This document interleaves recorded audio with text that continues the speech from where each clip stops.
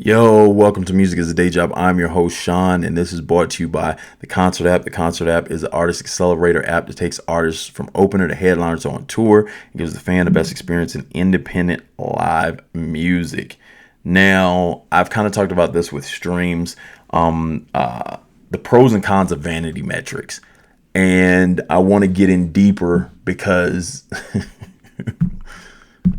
either way, I wanna dig a little like into this subject a little further. The vanity metrics, the pros and cons. Because one thing I didn't really like talk about when we talked about vanity metrics is the different forms of them, and then the one thing I believe with this.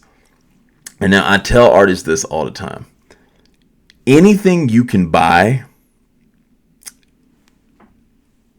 is already past its like benefit to a certain level unless you know how to make the benefit from it yourself.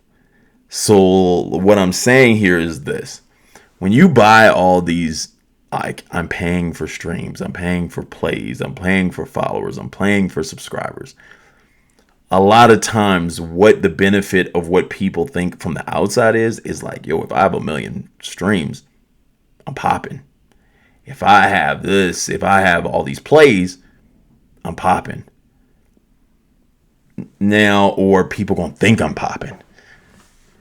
Because it's so oversaturated now, and when it goes to market for people to pay for it, that means the people who actually benefited from it already benefited from it. That way. You got to think, I remember back in the day on MySpace, we knew a dude back in the day that used to be able to hack the MySpace numbers on the music playlist, like on your music player. And because he knew how to do that, the algorithm on MySpace back in the day actually put you in every like top artist type of situation, even if you hacked it. And he's like one of the first people to know how to hack it. And he started getting calls from labels. He started getting calls from labels. And like, I don't want to say anything messed up because I don't know him personally or anything like that. But let's just say like he wasn't he wasn't the greatest artist. Like, he needed to work a little bit more on his artistry. Let's say that. He needed to work a little bit more on his artistry. He knew more about hacking than he did on his artistry. And within that, he got people to look at him just from that. Now, because of people knowing you can buy and everyone buying, it makes it harder for people to be like, I'm just going to go based off that. Because you can't decipher the difference of who's buying them and who actually has organic pull, and like it blurs this concept. And so I talked about with streams, and with streams, what happens to artists is the same thing with like plays on music videos. If you get booked based off numbers like that, and you don't like come through and like have a big show and people don't come out to see you, you'll never get booked again. That's basically what that play does to you. Like, the pros of it are like, if you do this, like, and this is with everything: streams, plays, followers, subscribers, likes, comments. The only way that you can do this and be successful with it, and using the vanity metric system, is if you know how to make the look because you already do the work. So people talk about, like, I've seen artists like Russ and them talk about this, like, oh, all these artists that are famous are buying plates. Yes, they probably are. I remember when people used to buy CDs.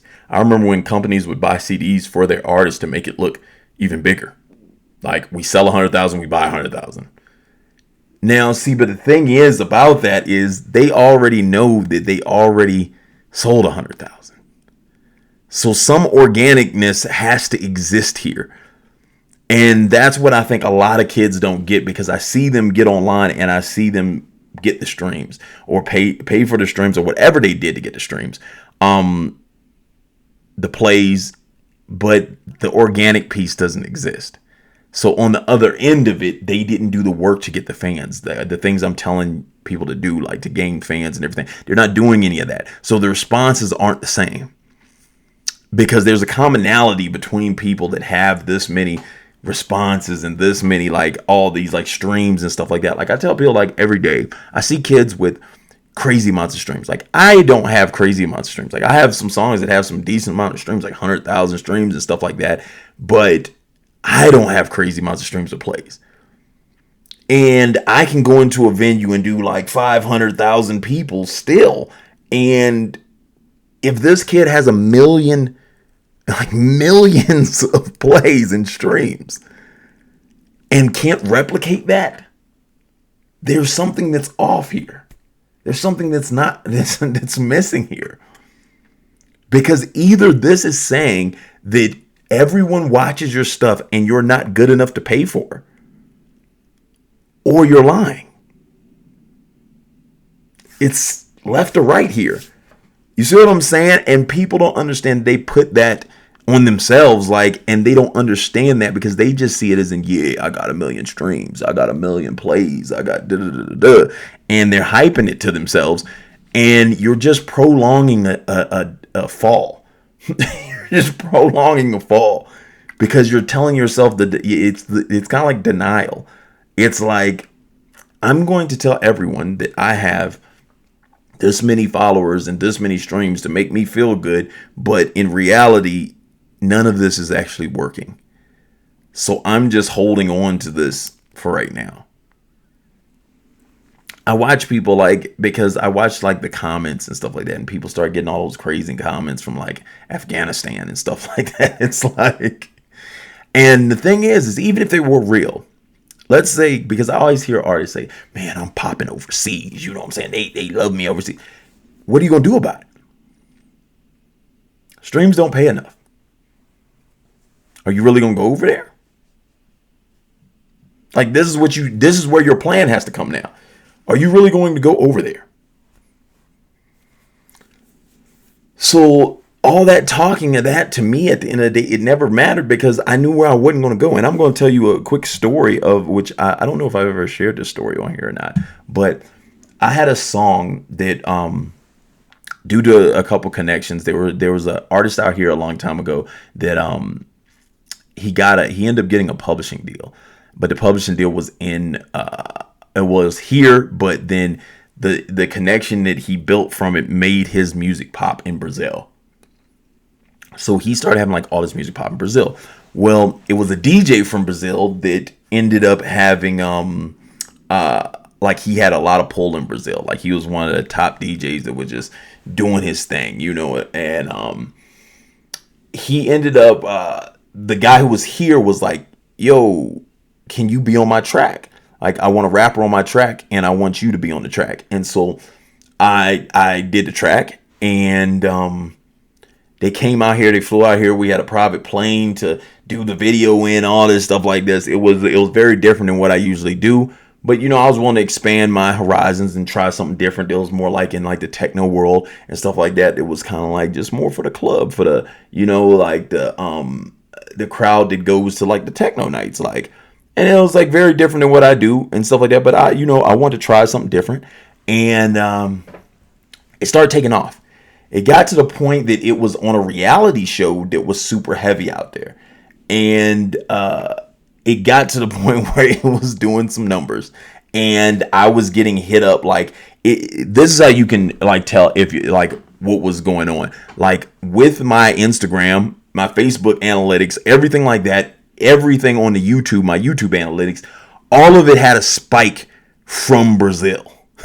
So you could see people are watching this, and I didn't have the video up. So it wasn't like the video was on my page or anything like that. So this is how I could tell this was really happening, was because the spike started coming into all my analytics from Brazil.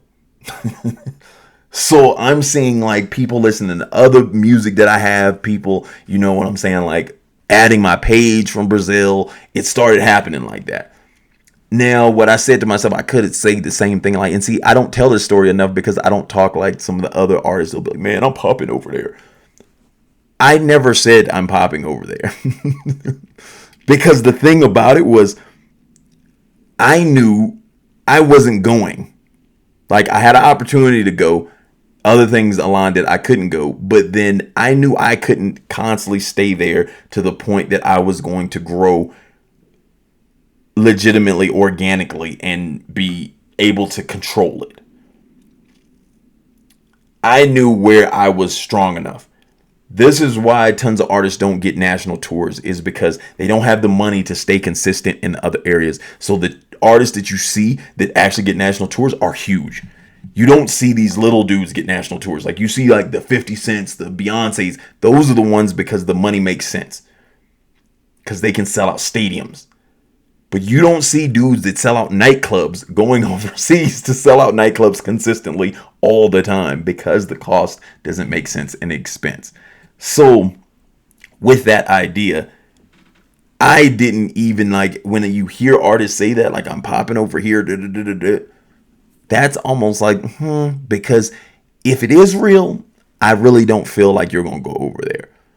If it isn't real, then you're just lying to yourself. And that's one of the main like cons of the vanity metrics, is it makes artists lie to themselves to make them believe they're popping.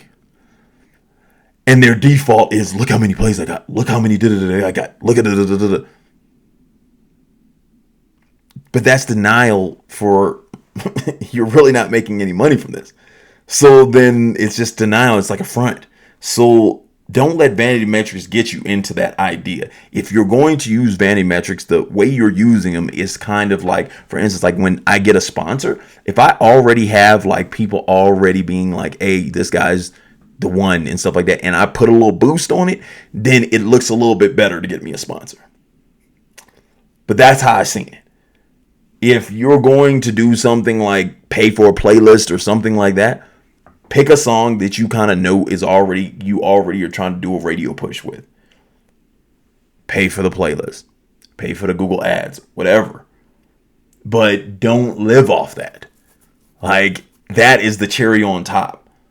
So if you're trying to live off that idea, I'd rather see you have 10 plays, because that tells me you really have 10 people that really are like excited for you.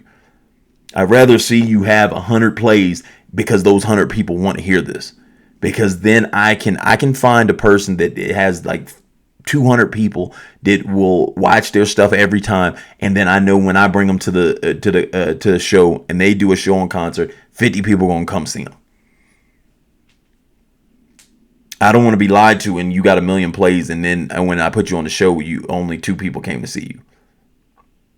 That's the problem with these vanity metrics. It's because that's what it does.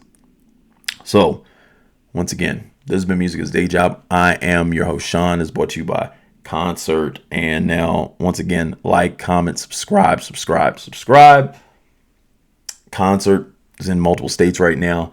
It's having shows. So if you see a show in your city, make sure you jump on a slot and start getting it popping. You know what I'm saying? If you see a conference, make sure you come out to it, because that's where we're going to learn more about Music is Day Job and using the app. If we're not in your city or state, make sure that you tell everyone to get on, because that's the quickest way we can get out there, because we see the demand. If you know venues, let us know, because that helps us start building those shows in your area. Once again, this is Music is Day Job. I'm your host, Sean. It's brought to you by Concert.